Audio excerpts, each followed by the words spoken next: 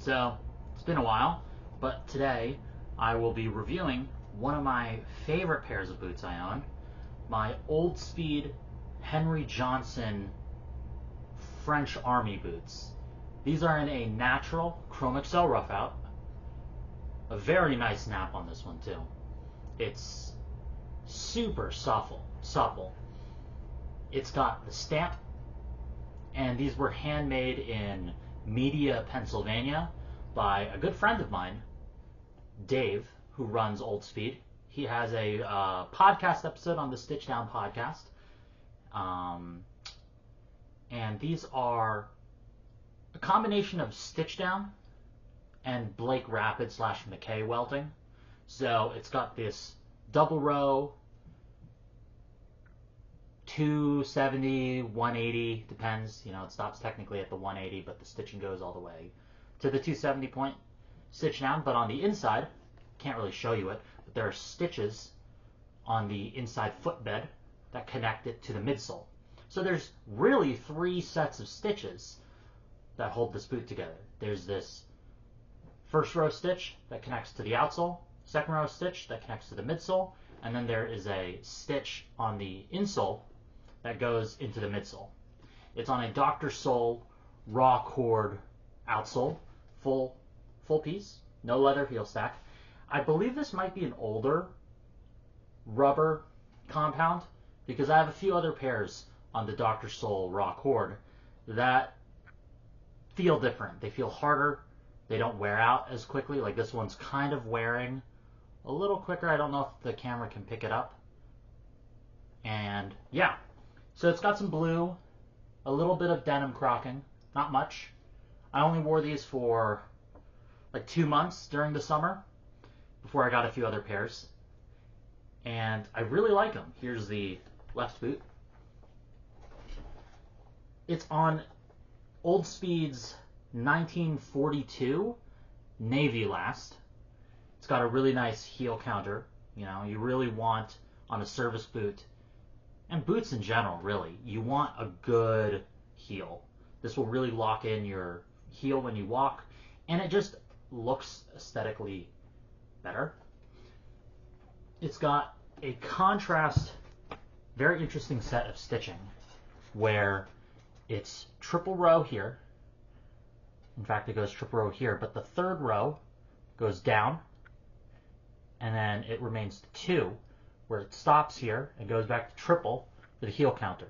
Now, this is historically accurate. I worked on this with Dave earlier this year as a GMTO. In fact, these might not still be available to purchase on GMTO, but I'm sure Dave would be willing to make another pair, but don't quote me on that. He might, though. It's a really popular pattern of his. And we worked on this together at the beginning of this year. I wanted something different from him, as I'm a big fan, and he happened to have this 1942 Navy last in my size. And so I said I would love a pair of boots in it. And he'd been really wanting to make a French Army boot. This classic pattern where the heel counter extends forward, covering the quarter, and instead of a curved quarter piece here, it's a line. And it's got a rivet. It's a silver nickel rivet. Contrast stitching, natural rough out, unstructured toe. Raw cord outsole. Traditionally, though, a boondocker like this would be Goodyear welted or hand welted, but Dave does primarily stitch down McKay, and that's what we got here, and it's honestly beautiful. These were the sample pair, so if you look on his Instagram at OldspeedMFG manufacturing, the original samples are these. They're aging pretty well. I haven't worn them hard, especially with the Thunderdome going on right now. I'll probably make another pair on my Thunderdome pair, but those are some Fortis Engineers. Really loving those. But back to this. It's got a leather heel counter, unstructured toe, leather footbed, unlined in the shaft, but I believe there might be, actually I think it might be unlined in the vamp as well, but it's also a thick Chrome XL. There's his little stamp right there. It's got a smooth side tongue, small nickel hardware, 1, 2, 3, 4, 5, 6 eyelets. And it's really nice. The sizing for this is true to size.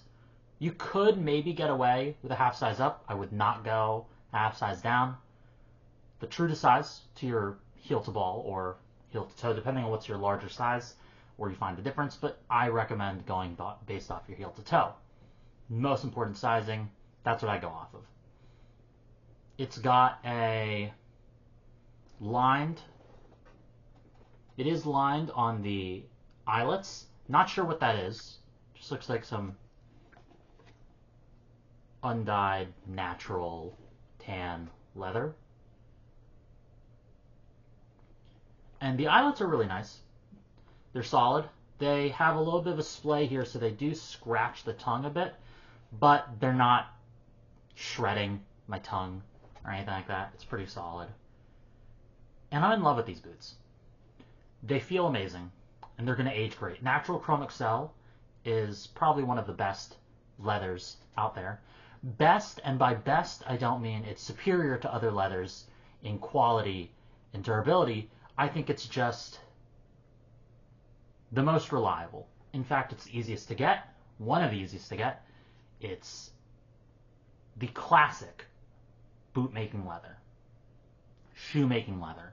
It's a little stretchy, just a little stretchy. It's got some great pull-up. The Roughout side is very usable, very great. You can even get it purely on Roughout, which would be their Marine Field Roughout, but this was a natural Chrome Excel that was flipped. So it's got the stamp. Not every pair will have a stamp.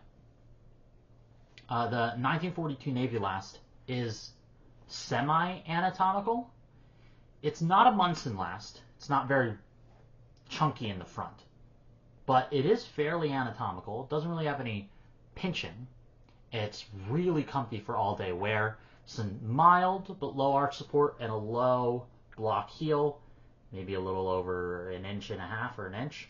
It's a pretty short boot, all things considered. And it's a really great boot. I think this goes really well with raw denim, denim in general, green pants. It could go well with brown pants. I personally don't wear these with black pants, with jeans, with black jeans. I think this natural leather really asks for blues or tans or greens or even browns. Maybe even some cotton pants, but I think jeans is what this asks for. In fact, you're really going to want jeans, especially to get some of that crocking. That's the fun part about Roughout, right? Is that, especially a natural Roughout, is that it will take on the blue dyes, the blue indigo from your denim. And that's just such an interesting look. It's really noticeable, or at least it's starting to get really noticeable on the quarters, right here by the eyelets. And then the toes and the heel would get worn out, but I don't really wear my boots that hard. So really the most you're going to get from me is some toe collapse. I don't know if it's really visible, but yeah, some toe collapse right there. It is a soft toe. I do have a paper shoe tree in there. I don't use wooden shoe trees for everything.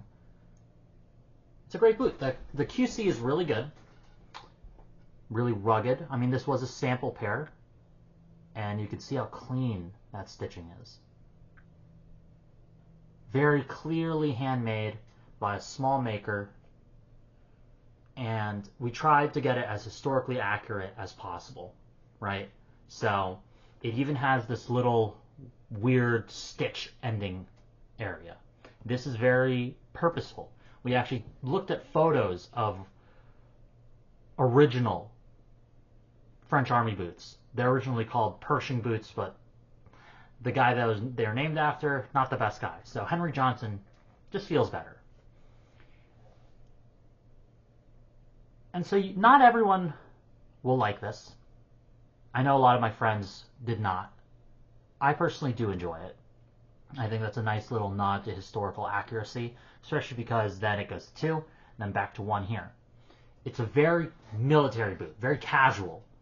You could wear it to a casual office setting if they don't really have strict dress codes. Never with a suit. Yeah, it's really nice. This is a raw cord outsole, meaning it's got raw hemp cords of raw hemp that go through the outsole to give it rigidity and structure. Very classic military vibe. Let me put it more in the middle here.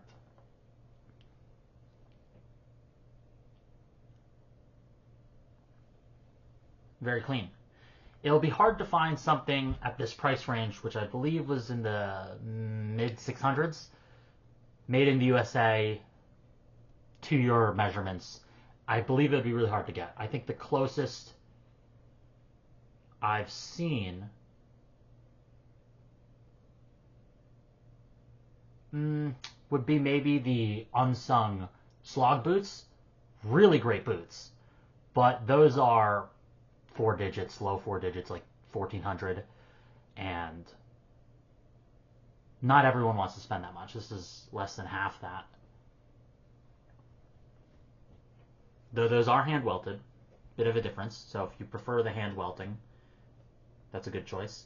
I know Onderhood has the SVC 04 coming out, which is a French Army style boot, but who knows when that'll come out, and who knows if anyone will ever be able to get it, as it's lottery only. But yeah, this is the Henry Johnson. There we go. There. Boots. These are not the most professional videos. Kind of just riff. So yeah, hope you guys enjoy it. I'll try and be back with more videos soon. If there's a pair you see behind me that you'd like me to review, just let me know. That's a pair of Oldspeeds. That's a New River. I already reviewed the Wooden Chelseas on the bottom shelf.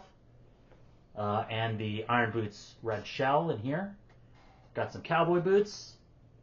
And yeah, if you see anything, let me know. If not, I'll think of what to post next.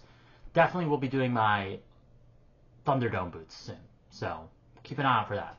Sorry for the long delay between videos. I think it's been like 5 months, but I've really just been focusing on wearing my stuff. Work's been a bit busy, but hopefully I'll be a bit more regular again. All right, thanks guys.